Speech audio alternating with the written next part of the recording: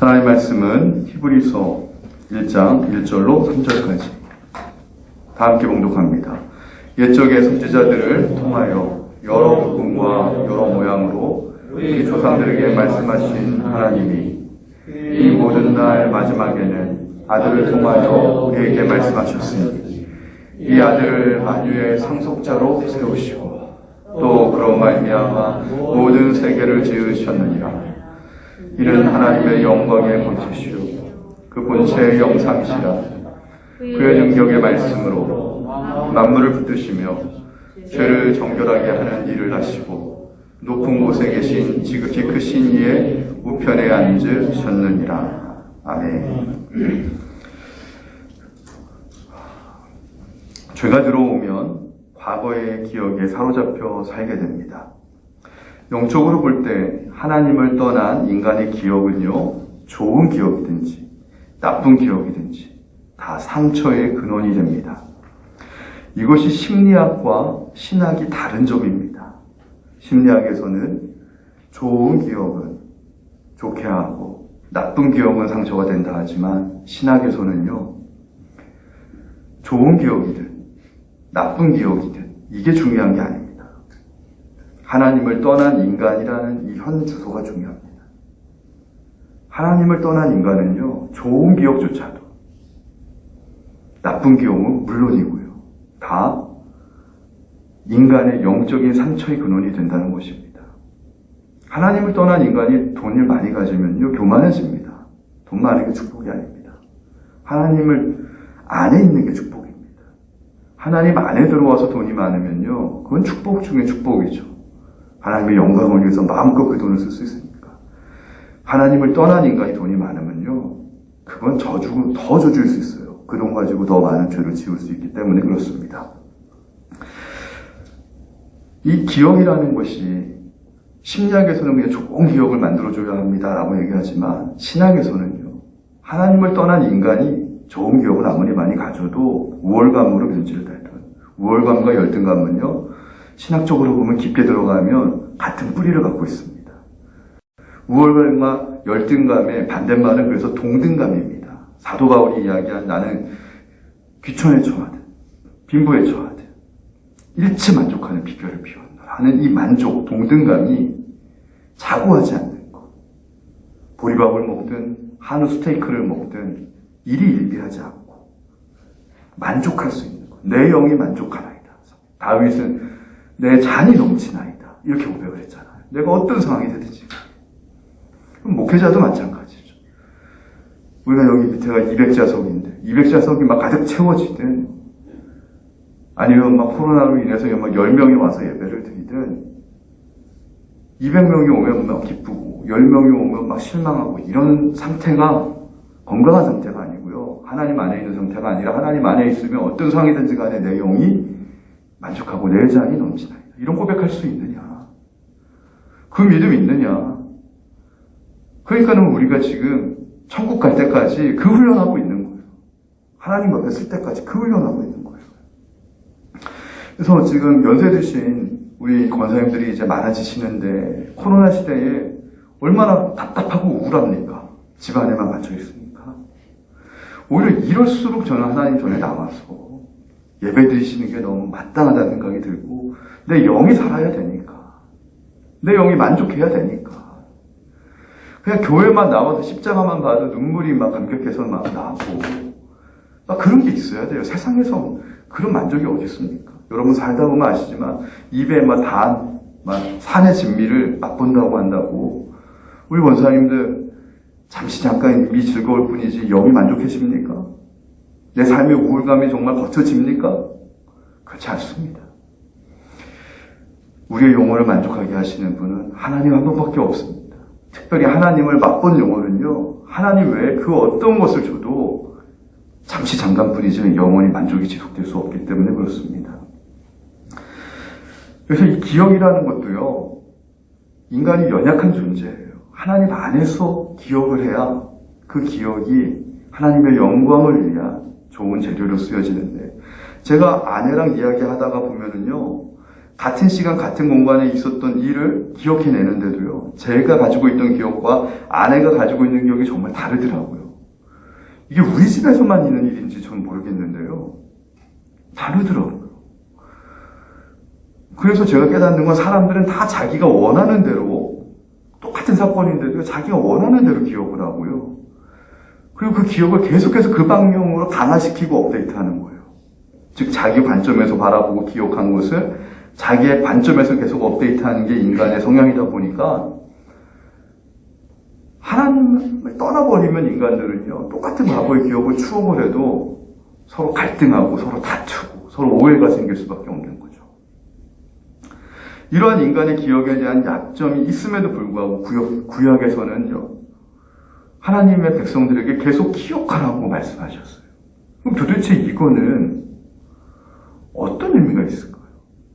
인간의 기억에 대한 약점이 있는데도 불구하고 구약에서 보면 기억하라, 자꾸 기억하라 그래요. 언제 기억하라고 하는 줄 아십니까? 대표적으로 구약에서 기억하라고 하는 것의 내용이 원사건을 기억하라는 것인데, 구약에서 원사건이라고 함은 출애굽기를 의미합니다. 그래가지고 출애굽기 이렇게 나올 때마다 보면 막 길갈에서도 막 돌을 쌓고 기념하라, 기억하라, 막 그러고 자꾸 기억하라고 하잖아요. 무슨 말씀이냐면, 출애굽기를 기억하라는 것은 출애굽기의 사건을 기억하라는 게 아닙니다. 그래서 어떤 사건을 기억하는 것이 인간을 참답게 하는 것이 아니라 출애굽기를 하게 하신 하나님을 기억하라는 것이거든요. 하나님을 기억하는 것이 인간을 참답게 만든다는 것을 구약의 저자는 우리에게 얘기해 주려고 하는 것이죠. 다시 한번 말씀드립니다. 어떠한 구체적인 한 특정 사건을 기억하는 것이 우리 인간을 죄의 속성으로부터 우리를 벗어나게 하는데 도움을 주는 것이 아니라, 그 기억을 인도하신 분이 누구시냐? 바로 하나님이 출애굽을 일으키셨다. 즉 출애굽 사건을 기억하라는 것은 출애굽을 일으키신 하나님의 은혜를 기억하라. 이것이 우리의 기억의 약점을 갖고 있는 인간을 온전히 회복시키는 바로 하나님의 길이다라는 것입니다. 자, 그러면 구약에서는 대표적으로 출애굽 사건이 하나님을 기억하게 하는 사건이라면, 신약에 와서는 어떤 사건이 하나님을 기억하게 만드는 대표적인 사건이겠습니까? 바로 십자가 사건입니다. 그래서 인간은요, 우리의 기억이 아무리 좋은 것이라 할지라도 거기에서 사로잡혀 살면 안 됩니다. 기억에 사로잡혀 사는 순간 뭐가 와요? 우울증이 오는 겁니다. 어떤 부분 금실이 너무 좋은 분이 있었어요. 제가 서울에서 목회할 때 아산병원에 갔는데 60대 초반에 그냥 금술이 너무 좋았는데 저희 교회에서 소문났는데 남편이 일찍 돌아가신 거예요. 여자 권사님이요, 남편과 너무 좋은 기억, 추억을, 이 기억이 잊혀지지가 않으니까 우울증에 빠져 사는 거예요. 여러분, 부부가 막 금술이 좋은데 뭐 그렇다면서요, 이건 뭐 신학 성경의 얘기는 아니지만 금술이 좋은 어떤 무슨 새가 있는데 하나가 죽으면 짝을 잃으면 금방 따라 죽는다고. 그래서 목사님 저도 빨리 따라 죽을 것 같아요, 막 그러고 있는 거예요. 신방을 가면 하나님의 말씀이 먹히질 않는 거예요. 뭐 원앙새인지 무슨 새인지 그 새 얘기만 하고, 우리 남편 죽었어요, 나도 이제 곧 따라 죽을 것 같다고. 하나님은 우리를 새로 지은 게 아닌데. 보세요. 하나님의 말씀을 떠나 있으니까 이 권사님이, 왜? 자기 심리 상태가 남편을 너무 사랑하니까, 좋아했으니까. 아무리 좋은 기억과 추억이라고 할지라도 그것에 사로잡혀 있으면, 그것이 오히려 남편이 사별하고 나니까 정상적인 생활을 못하게 만드는 거예요. 자식들이 있는데도, 손주들이 있는데도 눈이 하나도 안 들어오고, 그냥 남편만 막 생각하다가 막 우울증에 젖어들고 난 빨리 죽을 것 같다고 이러고. 여러분, 그것도요, 저도 젊은 나이에 저희 어머님을 저도 겪었지만, 죽음을 겪었지만, 그것도요, 한 석 달 정도까지는 위로해주지만, 석 달 지나가도 계속 눈물에 빠지고 막 그러면요, 주변 사람들이 피곤해집니다. 산 사람들이. 빨리 죽음의 아픔을 딛고 일어서서 산자는 산 사람의 몫을 해야 되는 거거든요. 마찬가지입니다. 과거에 대한 나쁜 기억에 사로잡히면 그건 더 나쁜 것이고요. 두말할 나위 없이 나쁜 기억에 사로잡혀 살면 그건 뭐 완전 최악이고, 좋은 기억조차도 사로잡혀서 살면 안 돼. 잠깐 추억하고 감사합니다 이렇게 가야 되는 것이지. 마찬가지로 미래에 대한 생각에도 사로잡히지 말라라는 거예요.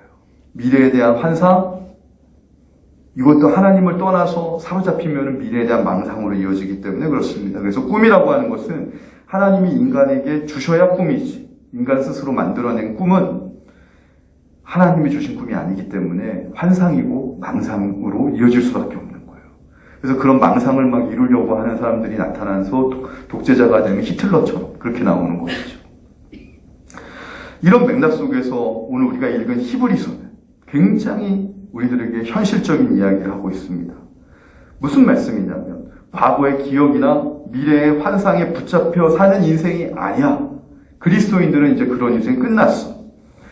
그리스도인은 이제 예수 그리스도 안에서 완전히 다른 존재로 사는 존재야. 옛날하고는 달라졌어. 이제부터는 그리스도 안에서 새로운 존재이기 때문에 과거의 삶과는 다르게 살아야 돼. 이것이 바로 히브리서가 이야기하는 주제입니다. 즉, 하나님 안에서 어떻게 우리가 온전하고 완전한 삶을 사는 존재가 될 수 있을까? 이 부분에 대한 이야기를 1장부터 지속적으로 아마 12장까지 해나갈 것입니다. 그래서 복음이라고 하는 것은 무엇이냐면, 이런 히브리서적인 맥락에서 복음을 다시 한번 정리하면, 복음은 이런 관점에서 이번에 정리할 수 있죠. 자꾸 과거의 이야기를 하는 것에서부터 결별하는 것이 복음이다.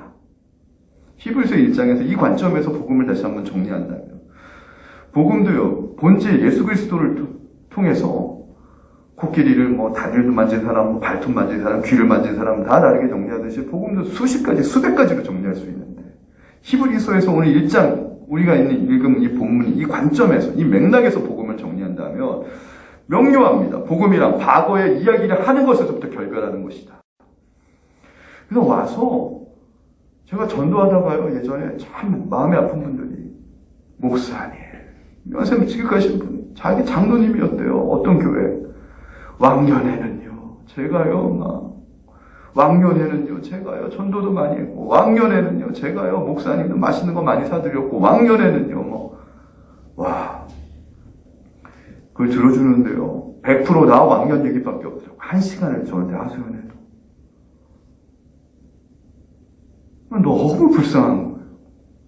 그리고 결론이 뭔지 아세요? 교회 비판하고 목회자고 욕하고 끝나요.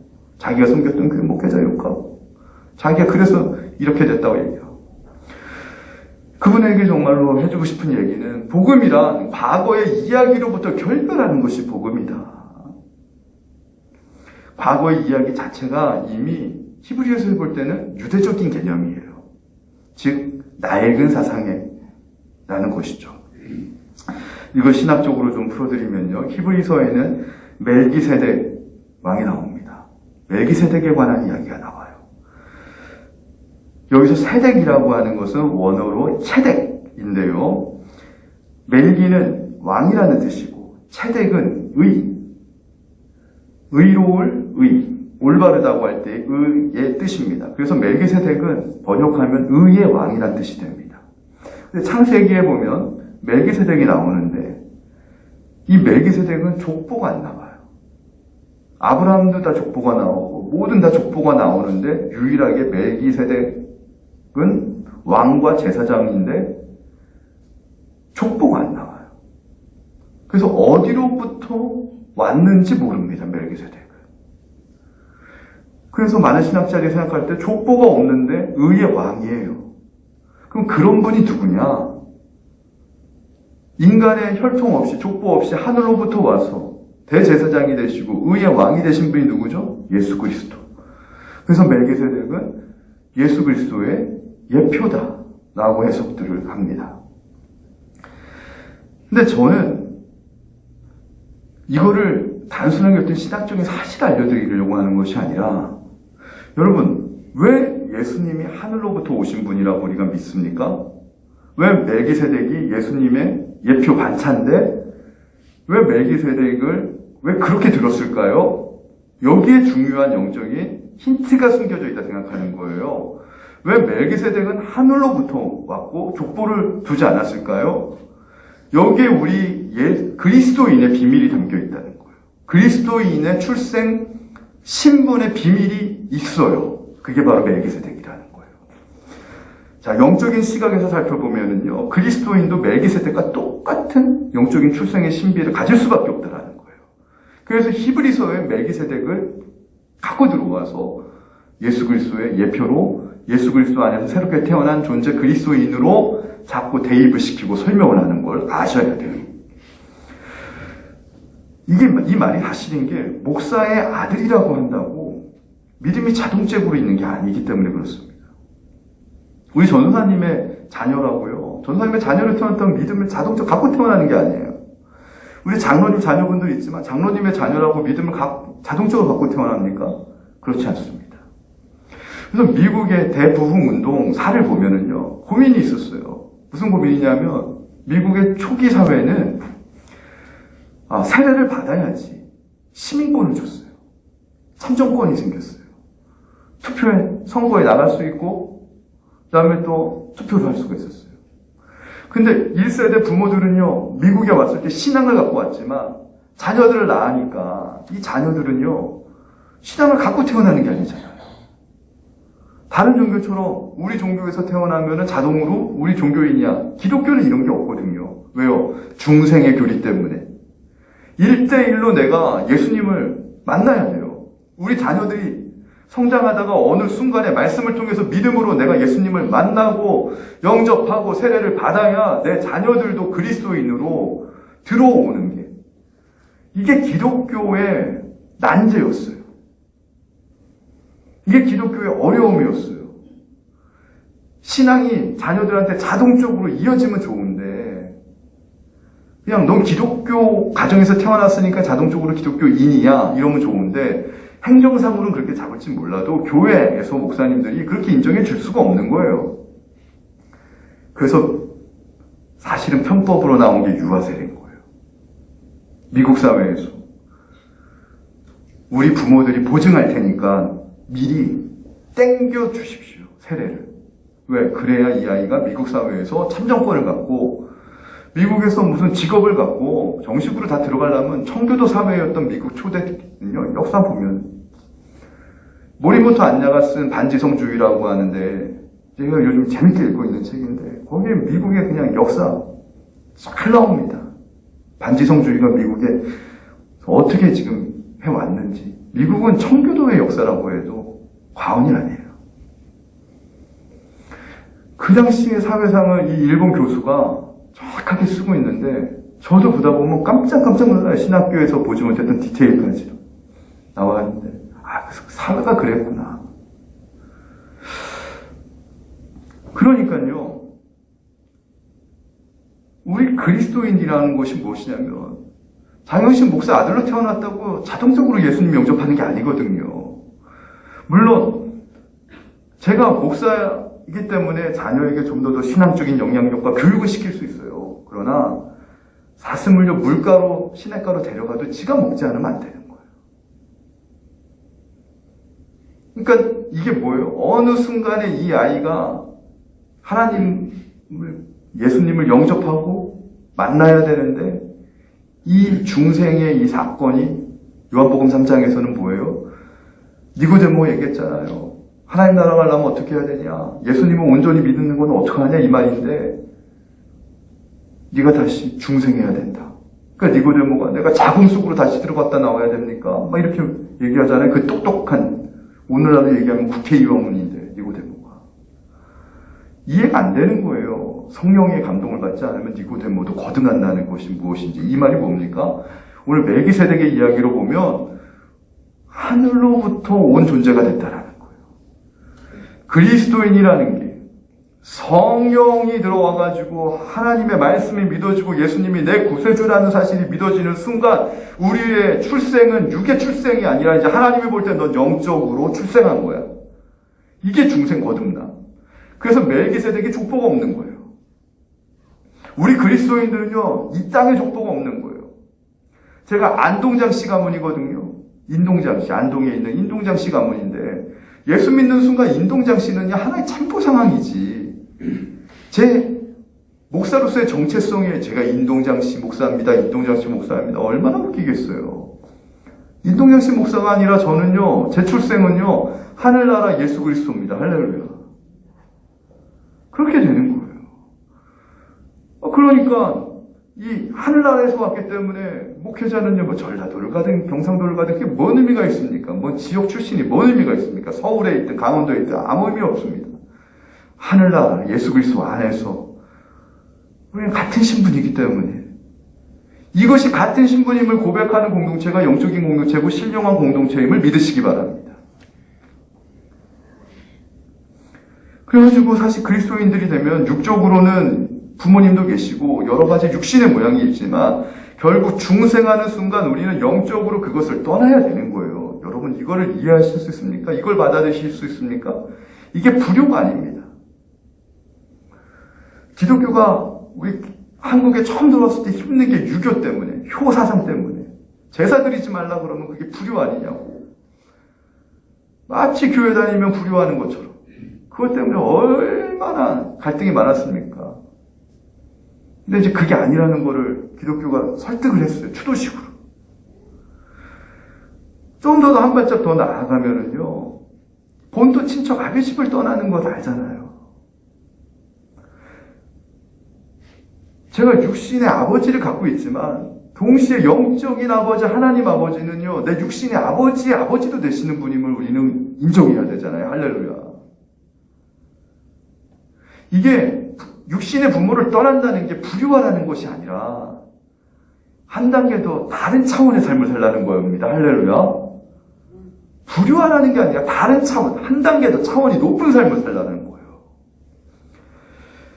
그래서 결론은 뭐냐? 우리는 하나님 안에서 멜기세덱처럼 살아야 되는데, 멜기세덱처럼 살라라고 하는 말의 의미는 이제 육에 사로잡혀 살지 말고 하늘에 사로잡혀 살고, 육에 우리의 시선을 고정시키지 말고 하늘에 우리의 시선을 고정시키고 살라, 이런 말입니다. 그래서 멜기세덱의 삶에 들어오면은요, 내가 정씨다, 박씨다, 몇 대째 믿음이다, 이게 중요한 게 아닙니다. 제가 뭐 믿음의 가문이 몇 대째고요, 이건 참고사항일 뿐이지, 이거를 명목으로 내거는 순간, 자기 자랑으로 내거는 순간, 간판 타이틀로 내거는 순간, 이미 저분은 멜기세덱 같은 영적인 삶은 아니구나. 그럼 우리가 알아채야 돼요. 물론 믿음의 집안이 좋긴 합니다. 우리나라가 카톨릭까지 합치면 이제 200년 정도 되는 기독교 역사를 갖고 있어서 우리나라도 족보 계통이 만들어집니다. 그러나 그것은 참고사항일 뿐이지 그건 자랑할 게 안 됩니다. 그걸 막 자랑하고 그게 막 전부인 것처럼. 그래서 뭐 어떤 분이 그래요. 저기 막 3대째 가문이고, 막 장로님네 막 가문이고 막 그래가지고 시집 보냈는데 맨날 두들겨 맞고 사는 거야. 장로님 아들이 맨날 때리는 거야. 장로님은 안 그러는데. 왜요? 장로님은 하나님 만났는데 그 아들 안 만난 거예요. 그냥 그 믿음의 그냥 3대 가문이다, 몇 대 가문이다, 뭐 그것만 보고 보내니까 그게 우상이 돼버리는 거예요. 왜? 히브리서 강의 한 번만 제대로 들었어도. 그리스도인은 멜기세덱처럼 육적인 가문을 통해서 오는 것이 아니고요. 아무리 목사 집안, 장로 집안이라도 그 가문을 통해서 그게 믿음을 보증하는 것이 아니라 그 사람이 1대째라 할지라도 하나님을 영적으로 만나면 거기서 승부는 끝나는 거예요. 중요한 건 내가 인격적으로. 그래서 내 평생 기도쟁이면 뭡니까? 우리 자녀가, 내 자녀가 인격적으로 하나님 만났으면 좋겠다. 인격적으로 그리스도 한번 제대로 한번 만나봤으면 좋겠다. 그게 목사인 저도 평생의 기도 제목이에요. 여러분들도 똑같지 않습니까? 그게 그렇게 쉬운 게 아니라는 것을 우리가 알기 때문에 그렇습니다. 자, 그러면 1절에 보면 옛날 선지자를 통해, 여기서 옛날과 새로운 것은 완전히 다른 말인데 단순하게 올드와 뉴, 옛 것과 새 것의 차이를 이야기하는 것이 아닙니다. 이 말의 진정한 의미는요, 이제 차원이 달라졌다라는 거예요. 차원이 달라졌다. 그래서 구약과 신약을 구별할 때 구약은 우리가 흔히 올드 테스트먼트, 옛 계명, 신약은 뉴 테스트먼트, 새 계명이라고 얘기하잖아요. 맞는 말입니다. 그런데 이건 초보적인 구별법이고요. 진정한 구별법은 무엇이냐면 구약에서 신약으로 넘어오면서 그냥 옛 것이 새 것이 되었다, 버전이 이게 달라졌다라는 것이 아니라 차원이 완전히 달라졌다라는 해석을 해야 됩니다. 버전만 그냥 옛 것에서 새 것으로 바뀐 게 아니고요. 죄송합니다. 그냥 수평적으로 이렇게 이동됐던 게 아니라 차원이 달라졌다라는 거예요. 구약에서 신약으로 넘어왔다는 것은 차원이 달라졌다는 얘기입니다. 다시 한번 설명드립니다. 그냥 옛 것에서 새 것으로 변형됐다라는 게 아니에요. 완전히 새로운 차원이 됐다라는 거예요. 오늘 히브리서 1장에서 그걸 설명하는데 왜 그런 줄 아세요? 구약시대 때는 옛날에는요, 선지자들을 통해서 말씀하셨다면 신약에 와서는 하나님이 아들을 통해 말씀하신다는 거예요. 히브리서 저자는 이걸 강조합니다. 구약의 선지자가 아무리 위도해도 선지자는 사람이에요. 우리와 같은 똑같은 옛 성정을 갖고 있는 사람들을 통해서 하나님의 말씀을 전하다 보면요, 우리가 그러잖아요. 저자 직강이 차원이 다르잖아요. 일반 사람들이 어떤 저자가 쓴 책을 읽고 내가 이걸 해석해 주는 것보다 이 책을 쓴 원저자가 와서 강의하면 저자 직강은 차원을 다르게 보듯이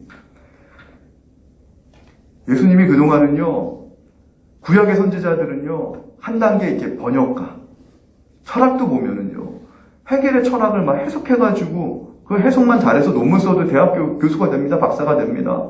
교수들도 보면은 무엇인가 새로운 걸 창출해내는 교수들이 있고요. 남의 것들을 소개를 잘해주는 교수가 있어요. 근데 만약에 헤겔이 살아가지고 집중 와가지고 자신의 철학을 강의한다 그러면 막 대한민국에 막 다 몰려들겠죠. 원저자 직강을 들으려고. 신약이 그런 거라는 거예요. 구약에까지는 그냥 하나님의 복음을 잘 설명하는 그런 교수님들이 와가지고 선지자들이 이야기한 거예요. 근데 이제 신약에 와서는 원저자를 보내신 거예요, 하나님이. 그분이 누구예요? 하나님이시며 하나님의 아들이시고 본체가 되시는 예수 그리스도라는 거예요. 그래서 구약과 신약은요, 단순히 옛 것에서 새로운 것으로 변형된 게 아니라 차원이 달라졌다는 거예요. 이 말이 무엇인 줄 아세요? 구약의 시대를 살았던 성도와 신약의 시대를 사는 성도들의 삶도 차원이 달라져야 된다는 거예요. 왜냐하면 구약에는 원저자의 직강을 듣지 못한 시대에 살았던 유대인들이었으니까. 율법을 준 시대에 살았으니까. 하나님이 그 수준만 기대하면 되는데, 신약은요, 이제 율법이 아니라 은혜의 복음, 정말 저자 직강, 이거를 듣는데 너희들이 구약과는 완전히 다른 삶을 사는 존재가 된 거야. 이 얘기를 하시는 겁니다. 그래서 2절에서 3절에 보면 이 아들의 속성을 이야기하는데 아들의 속성을 7가지로 얘기하죠. 첫 번째는 2절, 3절 한번 성경을 보시면서 들으세요. 만유의 상속자. 그죠? 상속자입니다. 두 번째는 창조자입니다. 아들 예수님. 그로 말미암아 모든 세계가 지으셨느니라. 창조자입니다. 세 번째는 광채입니다. 아들의 세 번째 본성은 광채. 하나님의 영광의 광채시라고. 네 번째는 그 본체십니다. 다섯 번째는 그 능력의 말씀으로 만물을 붙드시며 보존자십니다. 여섯 번째는 구속자, 죄를 정결하게 하는 일을 하시니까. 일곱 번째는 오른팔이십니다. 하나님의 오른팔. 높은 곳에 계신 지극히 크신 이의 우편에 앉으신 분이기 때문에. 이 7가지가 아들의 속성인데 이 아들의 속성이 왜 중요한 줄 아세요? 다시 한번 말씀드립니다. 구약의 선지자는 사람의 성정을 갖고 그대로 연약함과 부족함이 있는 반면에 이 하나님의 아들은 히브리서 1장 2절 3절에 있는 것처럼 7가지 이 속성을 가지신 분이기 때문에 예수님 자체가 영이시고 생명이시고 온전하시고 완전하신 분이에요. 그래서 구약과 신약의 차원이 다른 거예요. 그런 의미에서 신약의 교회를 다니는 성도들은 구약에 있는 사람들하고는 어마어마하게 차이가 난다. 이게 히브리서 저자가 강조하는 것인데요. 질적인 차이를 만들어내기 때문에 질적인 차이를 만들어낸 핵심은 바로 대제사장이신 아들 예수 그리스도. 그래서 오늘 우리에게 주시는 예수 그리스도의 메시지는 이 말을 들은 너희들, 이 메시지를 들은 구약과는 질적으로 차원이 다른 메시지를 들은 너희들은 구약과는 전혀 새로운 존재가 되어야 돼. 아니, 입이 새로운 존재야. 내 안에 들어오면. 이 얘기입니다. 그래서 상속자라는 것이 무엇입니까? 기업을 이을 자라는 뜻인데 하나님이 우리에게 주신 그 모든 예수 그리스도에 대한 그 복을 우리가 이어받을 자다. 할렐루야. 이걸 믿으십니까? 예수님이 맏아들이시라면 로마서에서 사도 바울은 우리는 두 번째, 세 번째, 네 번째 아들이다. 후사다. 예수님이 맏아들로 받은 하나님의 모든 기업이 우리에게 예비되어 있다. 이걸 믿으십니까? 고단은 잠시요. 너희가 하늘에서 받을 이 상속 더 크다. 그래서 내가 이 고난을 잠깐이라고 생각하고 하나님의 영광을 기대하며 이 고난을 참나고 바울이 고백을 하는 거잖아요. 자, 말씀을 정리합니다. 그래서 우리는 그동안 신앙을 생각할 때 매일 예수님한테 나와서 무릎 꿇고 빌어야 되는 것으로 생각했습니다. 그러나 이제 히브리서의 강의를 들으시고 믿음의 후사가 돼서 예수님처럼 사는 것이 믿음이구나. 이 개념을 정리하시기 바랍니다. 즉 예수 안에서 내가 이제 예수님이 맏아들이라면 나는 이제 뭐 100번째, 1000번째 아들이 되어서 내가 후사이고 내가 예수님처럼 창조자이고 내가 빛이고 내가 하나님과 연합을 이룬 본체고 왠줄 아세요? 내가 그런 존재는 아니에요. 아직은 아니에요. 난 예시예요. 근데 하나님이 우리를 예수님 때문에 그렇게 대우하시겠다라는 거예요. 신약의 말씀은 이겁니다. 나는 수준이 아직 아닌데 하나님은 우리를 그런 수준으로 우리를 대우하시겠다는 거예요. 왜요? 예수님 때문에. 예수님 때문에. 이게 놀라운 하나님의 은혜입니다. 그래서 구약하고는 차원이 다른 새로운 메시지. 구약이 어린아이라면 신약은 대학생. 그래서 신약을 살고 있는 우리는 구약을 사는 성도와는 완전히 수준이 다른 그런 존재다. 이것은요, 그 당시 유대교라고 하는 낡은 틀 안에 살면서 새로운 메시아를 갈망하고 있었던 일부 유대인들에게 어마어마한 충격을 주는 말씀이었고 상상을 초월하는 말씀이었습니다. 그래서 이 히브리서 이 말씀을 들은 이 유대인들 가운데 이 유대교를 떠나면은 온갖 소외와 사회적인 차별과 박해를 받아야 됨에도 불구하고 유대교 안에서 이 메시지를 듣고요. 너무 가슴이 뛰고 그래서 유대교를 벗어나서 개종하고 기독교를 개종하고 예수님께로 돌아온 유대교 기독교인들이 있었다고 얘기했잖아요.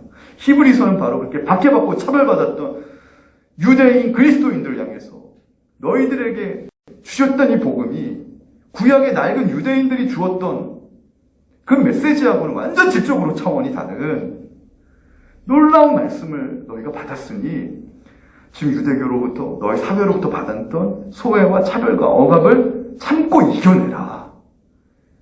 여러분 코로나 시대 때 우리가 지금 정통 기독교고 바른 기독교임에도 불구하고 IM 선교회니 뭐 인터코비니 뭐 신천지니 뭐 같이 도매국으로 싸잡혀가지고 뭐 이제 교회가 뭔 필요가 있냐고 교회 믿는 것들이 세상에 해충 같다고 뭐 없어져야 된다고. 여러분 그 사람들이 몰라서 무지해가지고요 지금 하나님 앞에 죄를 짓는 건데 그래도 그 사람들 용서받는 거는 몰라서 짓기 때문에 몰라서 짓기 때문에 회개할 기회는 있어요. 근데 그 말 듣고 나서 우리도 그냥 낙심하고 좌절하면서 그래 교회 다닐 필요 없어 하나님 믿을 필요 없어 이러지 말라는 거예요. 우리가 받은 복음이 실로 어마어마하다는 거예요. 참고 인내하고 이럴수록 우리가 그리스도인의 본연의 모습으로 더 잘 신앙생활 될 줄이죠 믿습니다. 우리가 더 잘 신앙생활하고 더 열심히 기도하고 더 열심히 말씀 듣고 더 열심히 그리스도인처럼 살려고 노력하면 다시 한번 하나님은 회복의 날을 보내주실 줄로 믿습니다. 우리 오늘 말씀을 생각하면서 찬양집 178번 찬양하겠습니다.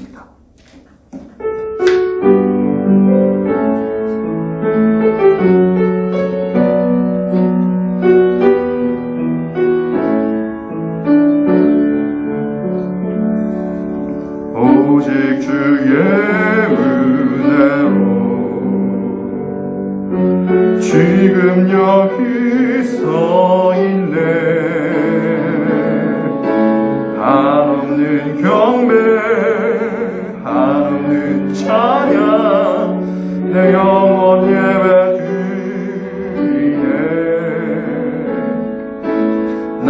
나를 위해 이 땅에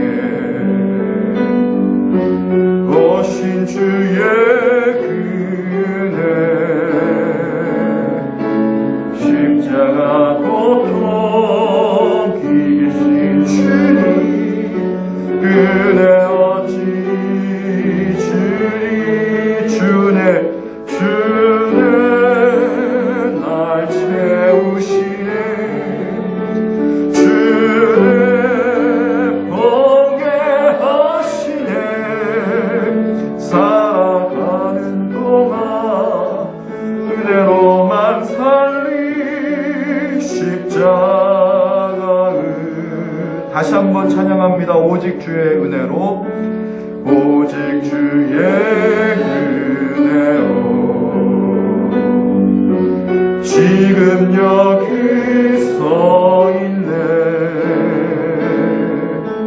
한없는 경배 한없는 찬양 내 영혼 예배 드리네 나를 위해 이 땅에 나를 위해 이 땅에 오신 주의 그네 십자가 고통 이기신 주님 은혜 어찌 주네 날 채우신 주네 날 채우시네 주네 보게 하시네 살아가는 동안 은혜로만 살리 십자가 은혜로 이 시간 오늘 눈을 감고 기도하길 원합니다. 하나님 아버지, 우리는 예수님을 통해 온 복음은 이전의 유대교와는 전혀 다른 수준의 복음을 하나님이 우리에게 선물로 주셨는데 우리는 자꾸 내가 노력해서 얻는 믿음, 자꾸 과거의 것, 율법의 것으로 돌아가진 않습니까? 이제 하나님이 예수님을 통해 주신 이 복음은 내가 노력해서 얻는 복음의 정도가 아니라 예수 그리스도 안에 있으면 누구든지 이전 것은 지나갔으니 보라 새 것이 되었도다. 새로운 존재가 되었도다. 이 하나님의 능력을 이제 인정하느냐, 이제 이걸 믿고 결단하느냐, 이 문제인데 하나님 강팍했던 내 의지와 강팍했던 하나님 내 자존심을 이제 다 내려놓게 하시고 이제 복음의 능력을 순수히 인정하게 하시고 받아들이게 하시고 이 어마어마한 복을 예수님이 우리에게 주셨는데 이제 감사함으로 받아들이고 인정하게 하여 주옵소서. 내가 노력하지 않아도 내 모든 죄를 해결하신 분이 계시고 내가 노력하지 않았는데 내 모든 채무를 해결하신 분이 계시고 내가 노력하지 않았는데 내 과거의 어두운 기억과 상처를 해결하신 분이 계시고 내가 노력하지 않았음에도 내 미래에 대한 하늘나라의 집을 예비하신 분이 계시는데 우리는 왜 자꾸 그분을 놓치고 사는가? 우리는 왜 자꾸 그분을 인정하고 잊지 않고 사는가? 왜 그분을 내 안에 모시고 살지 않은가? 히브리서 기자는 오늘 이걸 얘기합니다.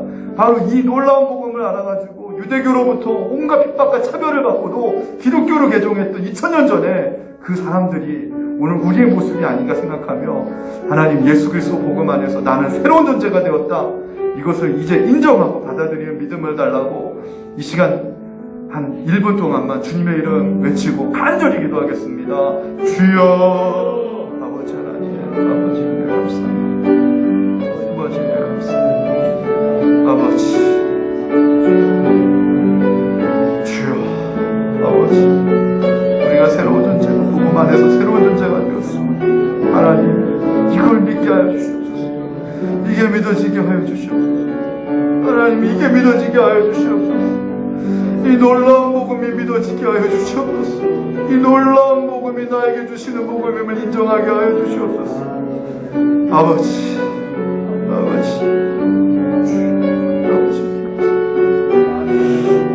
예수 그리스도 안에서 새로운 존재가 되었음을 알게 하시고 우리 공동체가 새롭게 변화되게 하시고 이 사순절 우리가 주님의 고난을 묵상하며 기도하며 나가게 하여 주옵소서.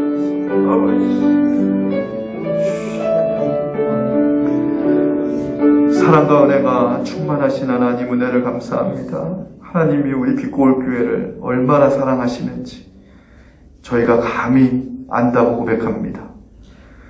하나님, 이 공동체를 사랑하셔서 매 주일마다 살아있는 하나님의 말씀이 선포되게 하시고 우리의 성도들 지금까지 살아왔던 삶을 에베네셀 하나님의 은혜로 고백하게 하시며 우리가 못 맞췄던 인생의 퍼즐들이 하나님의 말씀을 듣는 순간 맞춰지게 하시고 우리의 불안했던 미래가 천국에 대한 영생에 대한 소망 가운데 든든히 세워지게 하시고 우울증이 물러가게 하시고 건강에 대한 염려가 사라지게 하시고 물질에 짓눌렸던 우리의 두려움이 떠나가게 하시고 복음 안에서 우리가 새로운 존재가 되었다라는 이 기쁨과 환희와 감격을 가지고 유대교로부터 모든 것을 잃어버리고 기독교로 새로 개종하며 끝까지 믿음을 세상에 감당할 수 없던 믿음을 지켰던 히브리 이 유대인 기독교 개종자들처럼 우리도 이 시대에 미국의 메이플라워를 타고 처음에 신앙의 자유를 찾아갔던 청교도들처럼 믿음의 모험과 믿음의 도전을 이 빛고울 교회에서 새롭게 시작하는